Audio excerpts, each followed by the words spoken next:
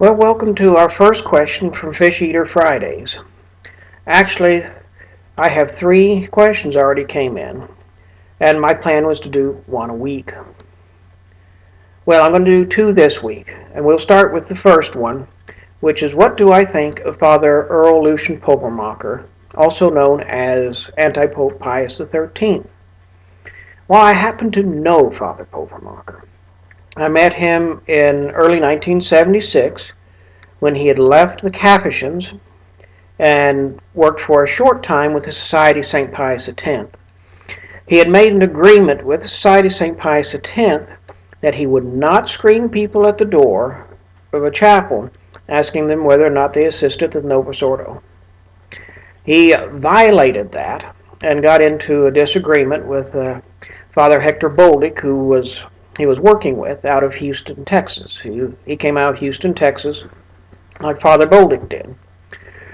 And he stayed with the society, I would say, 3 to 4 months, 76, quitting in May of 76, just before Archbishop Lafayette was due to come to Stafford, Texas, St. Jude's Shrine for the confirmations, which I went to. In fact, Father Pulvermacher was coming through Oklahoma City at the time, and he's the one that prepared the confirmation class I was in there in Oklahoma City.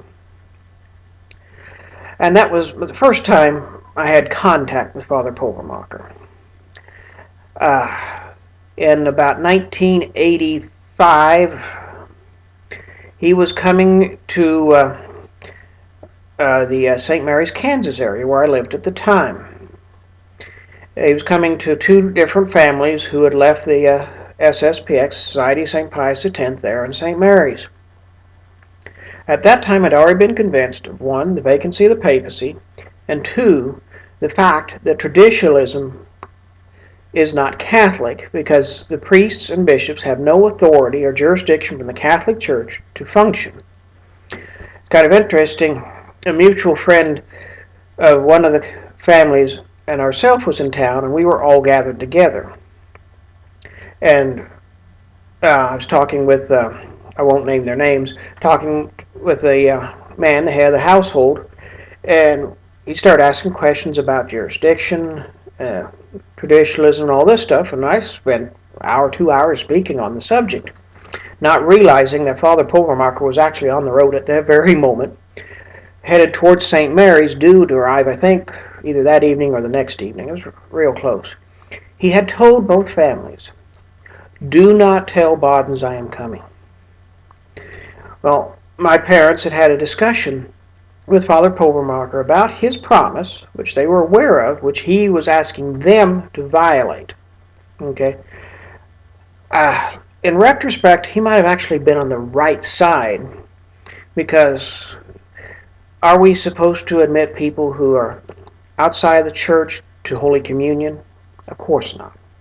Those who actively participate in Novus Ordo are outside the church. Okay?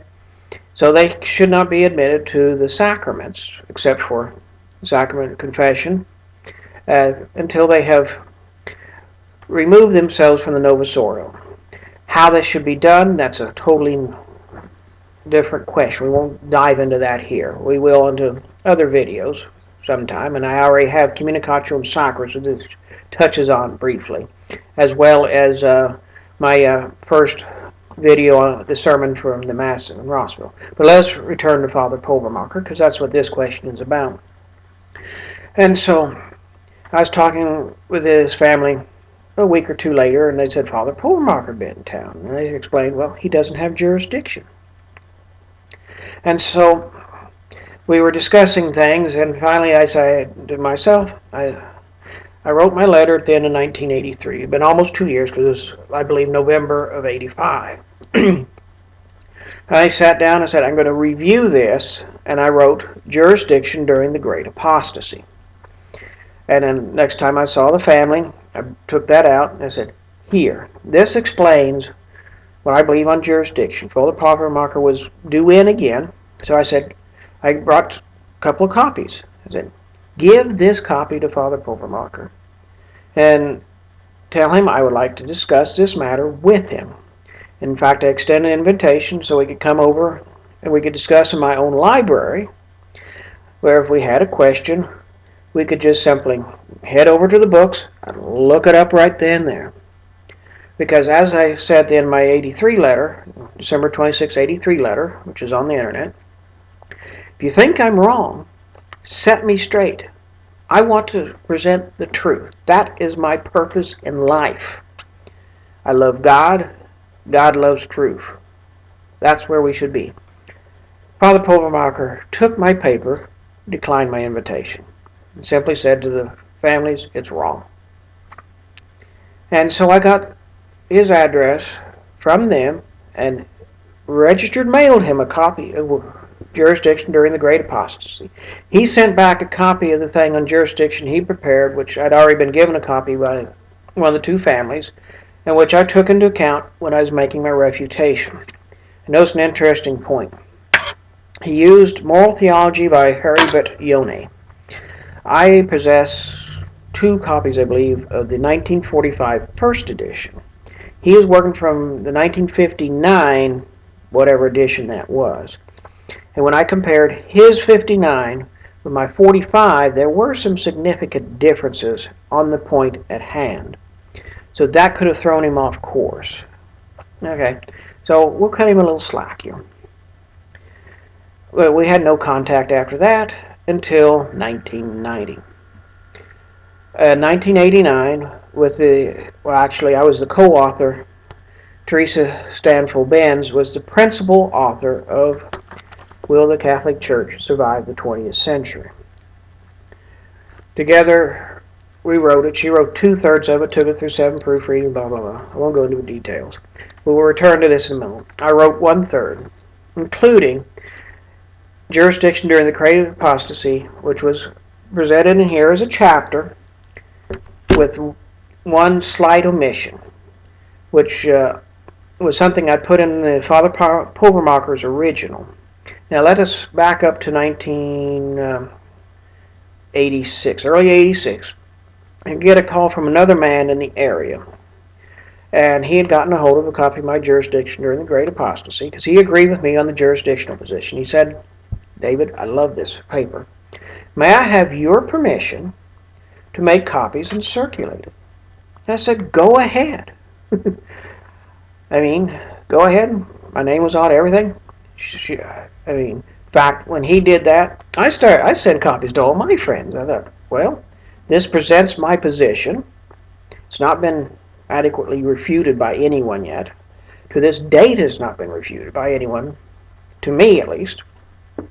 And so, when the book came up, I did put it in Will Catholic Church Survive the 20th Century. I omitted one little line I put in there about the matter of Lefebvre and his Masonic ordination. I put that in there because I knew Father Pulvermacher and I were in agreement on that position at that time.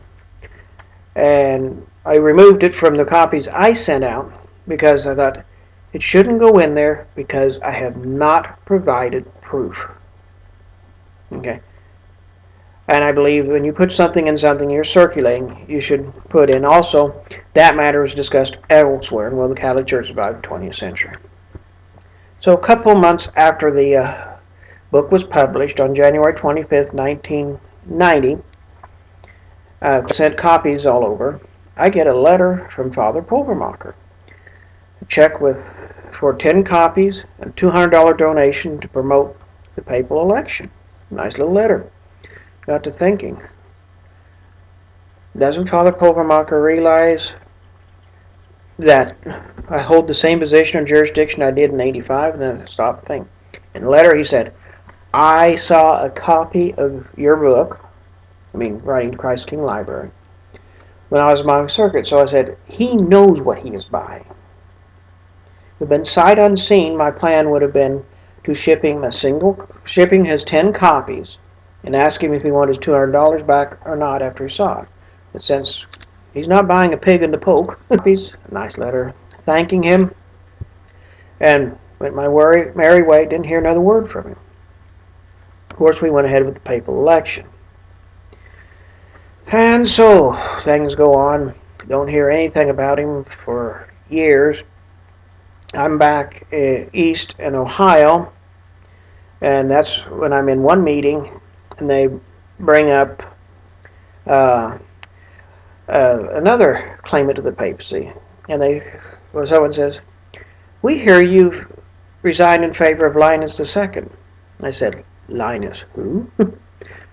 And they explained to me Linus II, Victor von Pence, the 1994 election.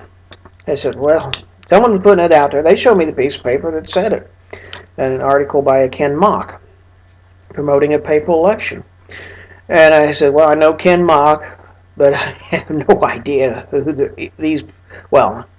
Victor von Pence is." I had some idea, but I had no idea about the election. I'd only heard a rumor the Tookites have held an election. That's all I knew. I said, "I've resigned in favor of nobody." Well, at that very moment, they also discovered there was a papal election about to be held. In fact, it was held a day or two after this, and lo and behold, we have Antipope Pius XIII. Like the von Pence election, the Pulvermacher election, the electors had this book. Okay? The von Pence election, von Pence didn't have a copy. I tried to get a hold of him when I heard of him in 1992 or so. But the address I had by the time I got it was not good. It was, I think, in Winona, the post office box. I thought, well, he's not there anymore. And I lost track and could not find him. So von Pence didn't. But Lopez Gaston, I can't remember, Gaston Lopez, whatever his name is, Bishop, he had it because he almost came to the 90 election. We were in contact. And some of the others, Elizabeth Gerstner, I believe, was involved. But let's move over to the Pulvermacher election. Ken Mock, he had received several copies of the book to promote election in 90. He was involved in the 94 election and pulled out the last minute, like he did in 90. He was involved in the 98 election, and Pulvermacher threw him out at the last moment, from what I hear. But Pulvermacher had a copy. Gordon Cardinal Bateman, eventually, he had a copy. And so these people based their elections on the work Teresa Benz and I did. They knew of the election, my election in 1990. They took no cognizance of it whatsoever, except Mock's statement that I had resigned in favor of Linus II, which was totally unfounded. Mock knew that. So I consider that Pius XIII, Father Pulvermacher, is an impostor.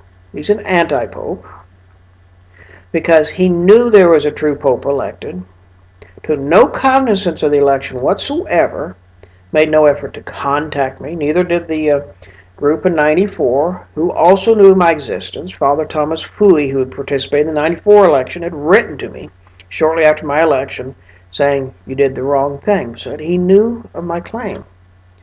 And they should have at least contacted me.